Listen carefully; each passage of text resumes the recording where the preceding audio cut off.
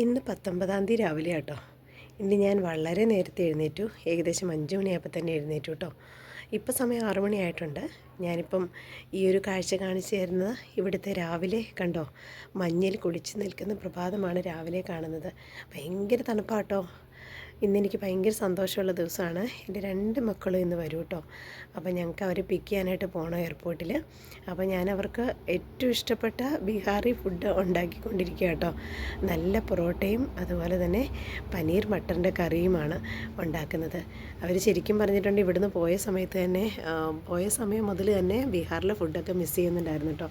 കാരണം അവർ ചെറുപ്പം മുതലേ വളർന്നു വന്നത് ഇവിടെ ആയതുകൊണ്ട് ഇവിടുത്തെ ഫുഡിനോടാണ് കൂടുതൽ താല്പര്യം.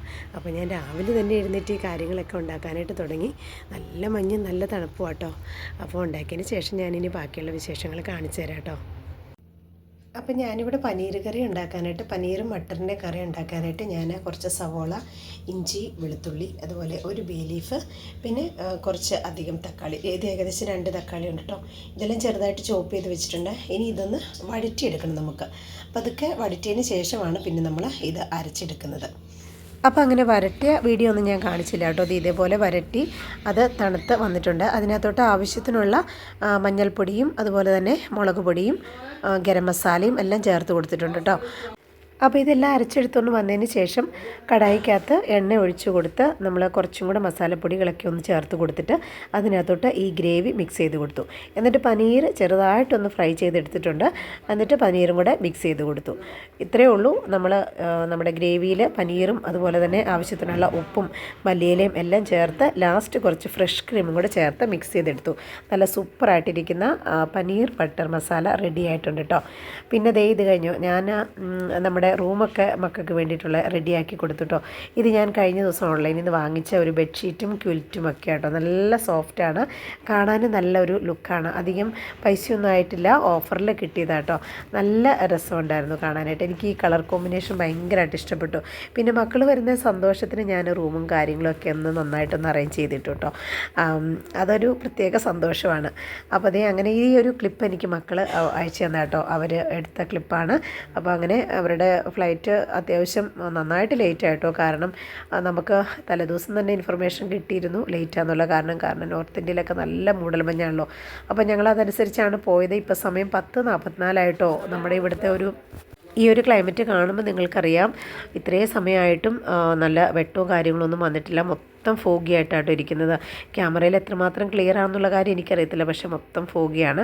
അപ്പോൾ അങ്ങനെ ഞങ്ങൾ ഒരു 12:30 ആയപ്പോഴത്തേക്ക് എയർപോർട്ടിൽ ചെന്നു. ഇവർ 1:30 ആയപ്പോഴത്തേക്കും വന്നു കേട്ടോ. അപ്പം അവിടെ ചെന്നപ്പോഴത്തേക്കും കുറച്ചൊരു തെളിച്ചം പോലൊക്കെ വന്നു, പക്ഷേ എന്നാലും നല്ല മൂടൽമഞ്ഞായിരുന്നു. അതുകൊണ്ട് ലേറ്റ് ആയിട്ടോ. അങ്ങനെ നമ്മുടെ അവസാനത്തെ കാത്തിരിപ്പിനൊടുവിൽ നമ്മുടെ മക്കൾ 2 വന്നു കേട്ടോ. ശരിക്കും പറഞ്ഞാൽ ഭയങ്കര സന്തോഷമായിരുന്നു.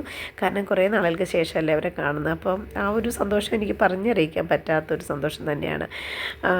എന്നും കാര്യം പറഞ്ഞാൽ നമ്മൾ വീഡിയോ കോളിൽ കൂടെ കാണുകയും സംസാരിക്കുകയൊക്കെ ചെയ്യുന്നുണ്ടെങ്കിലും അവരുടെ സാന്നിധ്യം നമ്മുടെ അടുത്തില്ലല്ലോ.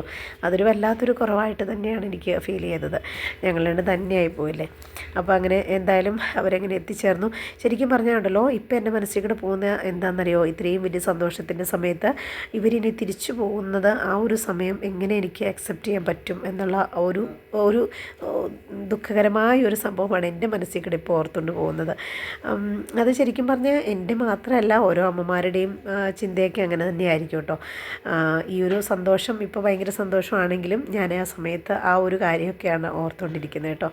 അങ്ങനെ അവർക്ക് ഇഷ്ടപ്പെട്ട ബ്രേക്ക്ഫാസ്റ്റ് ഞാൻ രാവിലെ തന്നെ റെഡിയാക്കി കൊണ്ടുവന്നു. അവർ ആക്ച്വലി 6 മണിയൊക്കെ ആയപ്പോഴത്തേക്കും ബാംഗ്ലൂർ വന്നതാണ്.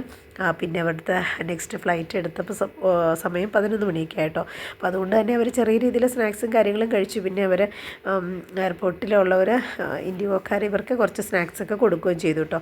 അങ്ങനെ എന്തായാലും നമ്മൾ അവർ ഫുഡൊക്കെ കഴിഞ്ഞ് ഇനിയിപ്പോൾ വണ്ടി ഷിവിച്ചാൻ അച്ചുവിൻ്റെ കയ്യിലോട്ട് ഹാൻഡ് ഓവർ ചെയ്തു കേട്ടോ. അച്ചുകുട്ടൻ വന്നു കഴിഞ്ഞിട്ടുണ്ടെങ്കിൽ പിന്നെ അവനാണ് കൂടുതൽ ഓടിക്കുന്നത്. അശ്വമോൻ ഓടിക്കുമെങ്കിൽ അവന് കൂടുതൽ ഇഷ്ടം ബൈക്ക് ഓടിക്കാനാട്ടോ. എൻ്റെ സ്ഥാനം ഇനി ബൈക്കിൽ അല്ലേ. അങ്ങനെ ഞങ്ങൾ അവരെയൊക്കെ പിക്ക് ചെയ്തതിന് ശേഷം പിന്നെ നമ്മൾ തിരിച്ചു പോവുക കേട്ടോ. അപ്പം ഇന്നത്തെ വിശേഷം എന്ന് പറയുന്നത് ഇതൊക്കെയാണ്. മക്കൾ വന്നതിൻ്റെ സന്തോഷവും അതിനോടനുബന്ധിച്ചുള്ള കാര്യങ്ങളൊക്കെയാണ് ഞാൻ ഷെയർ ചെയ്തത്. ഇന്നത്തെ എൻ്റെ വീഡിയോ നിങ്ങൾക്ക് ഇഷ്ടമായെന്ന് വിചാരിക്കുന്നു. ഇഷ്ടമായെങ്കിൽ ലൈക്ക് ചെയ്യാൻ മറക്കരുത്. അതുപോലെ സബ്സ്ക്രൈബ് ചെയ്യാത്ത കൂട്ടുകാർ പ്ലീസ് ഒന്ന് സബ്സ്ക്രൈബ് ചെയ്ത് സപ്പോർട്ട് ചെയ്യണേ. അപ്പോൾ അടുത്ത വീഡിയോയിൽ കാണാം. അതുവരേക്കും ബൈ.